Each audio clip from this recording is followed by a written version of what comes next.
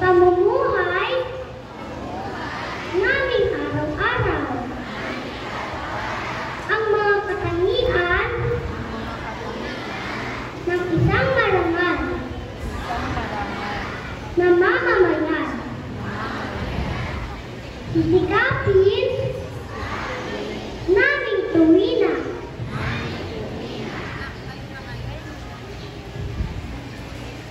na isaisip at isagawa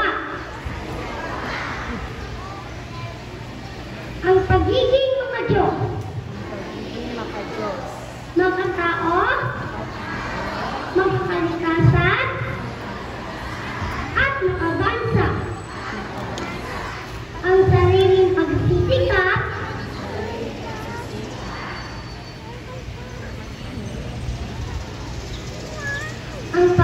ang pagiging panuntunan sa lahat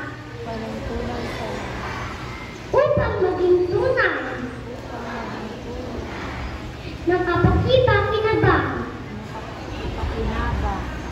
na